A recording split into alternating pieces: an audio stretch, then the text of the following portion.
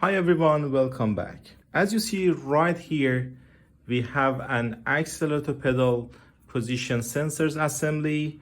And in this video, I'm gonna show you everything for testing this accelerator pedal position sensor. We have another video on the channel that I showed you everything about the pedal position sensors, how to identify the wirings, and how to check the sensors with multimeter and scan tool.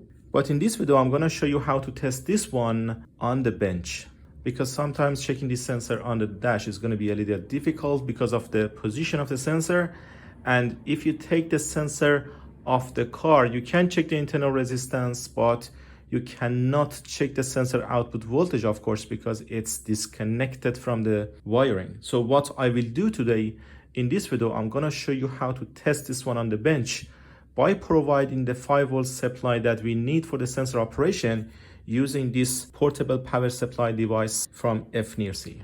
This device is capable of providing a voltage up to 30 volts for us. And of course, for the pedal position sensors, we only need 5 volts. So I'm gonna use this one to provide the 5 volts to the sensor after, of course, identifying all these wires. Then we will see how we can check the output voltage of sensor 1 and sensor 2 inside this assembly. So we're gonna have a look at the wiring diagram first to identify these wires. I'm making the video on this pedal because I have the connector and part of the wiring as well. So I can show you the wiring diagram to identify all these wires. It's gonna be more helpful.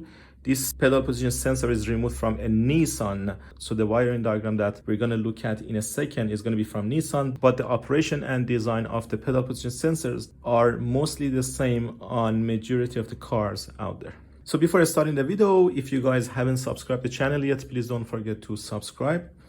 And if you're interested to learn more, you can find our online courses in the video description or the first comment down below. First of all, let's have a look at the wiring diagram to understand all these wires. Then we're gonna go for starting the test. What you see right now on the screen is the diagram for this Nissan Tiida. As you see at the top, we have accelerator pedal position sensor assembly, and all the wires on the sensor connected to the ECM. So power supply and ground and everything are provided from ECM. Inside the sensor assembly, you see two sensors as sensor 1 and sensor 2. They are potentiometers to read the position of the accelerator pedal. We have two sensors. So if one goes bad, the other one is going to work as a backup. If both sensors go bad, limb home mode will be activated and engine RPM will be limited.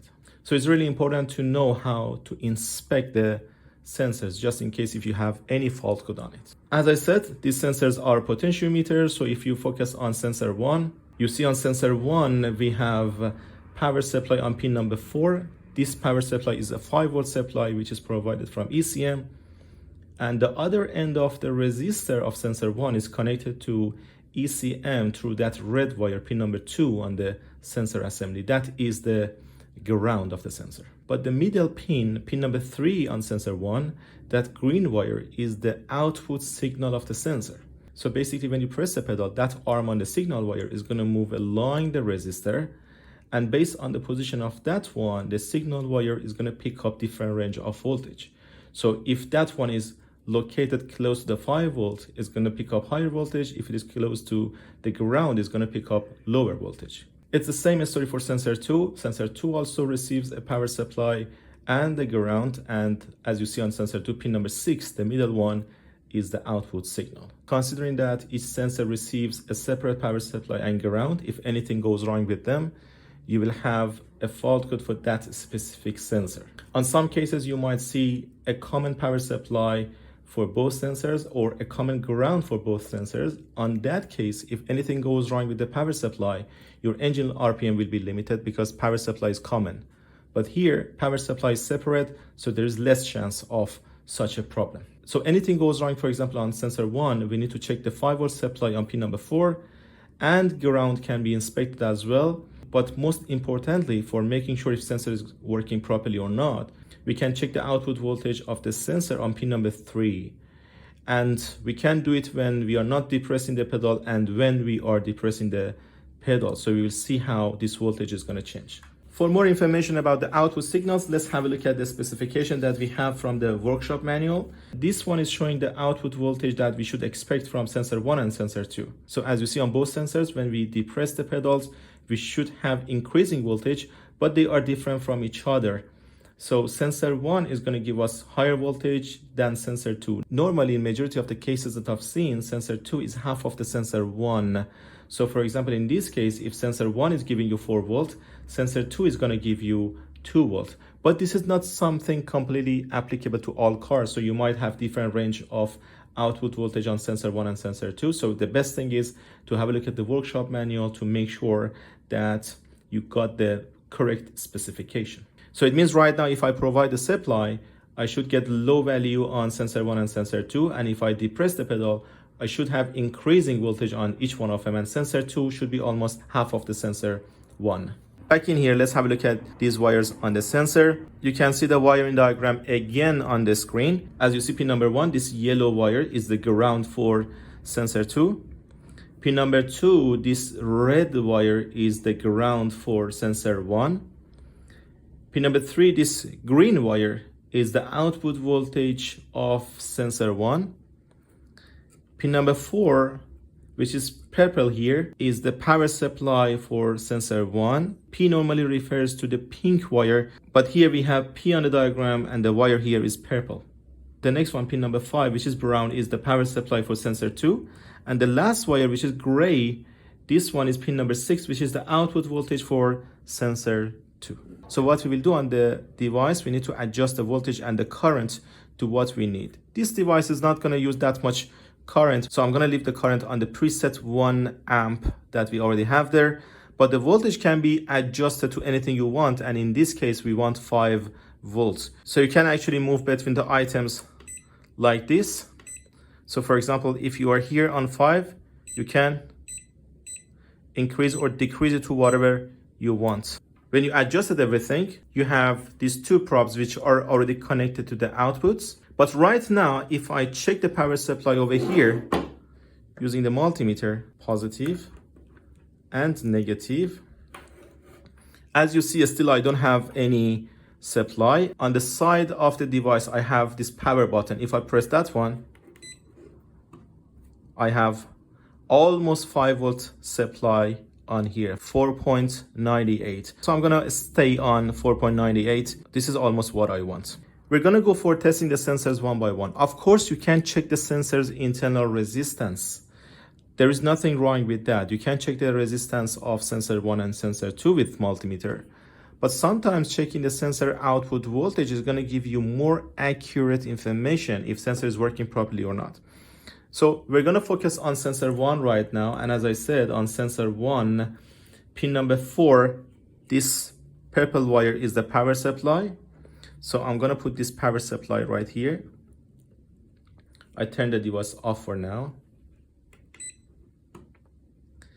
And pin number 2, this red wire is the ground. I'm gonna connect the ground over here. So I'm providing the positive and negative.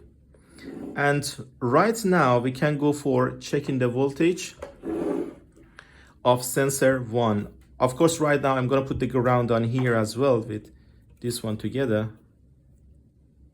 And which one was the output voltage for sensor 1? It was pin number 3, this green wire. So right now that I have connected, I'm gonna turn on the device to provide the supply, because as you see, it's not providing anything. If I turn it on, it's gonna provide the 5 volt supply right now. So we have already the supply provided inside the sensor. And if I check the output voltage right now, on sensor 1, I'm getting 0.74 right now that I'm not depressing the pedals. So this is the output voltage that right now we are getting. If I put the multimeter here and look at the multimeter, I'm gonna depress the pedal and you look at the voltage, we should have increasing voltage if sensor works properly. You see, we are getting 4.4 when I'm depressing the pedal all the way down. And if I release it, voltage is going to be back to 0.7. So this is exactly what we expect from the sensor. So it means sensor 1 is working fine. And please remember that right now we are testing the sensor itself. Of course, there are some steps involved on checking the sensor, which is checking the sensor wiring. That's why I explained the wires at the beginning.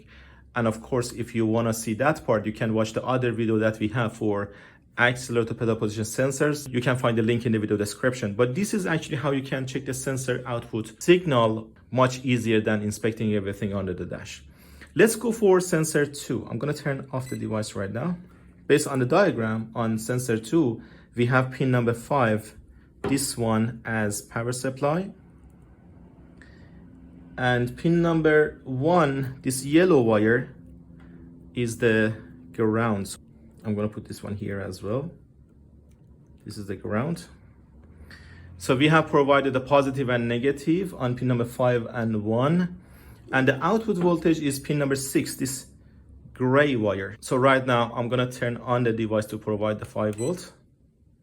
And if I check the output voltage right now, as you see, we are getting 0.36, which is almost half of what we had from sensor 1 when I was not depressing the pedal. So this is accurate. Again, I'm gonna secure this one here, then I can depress the pedal. Have a look at the voltage. I'm gonna depress the pedal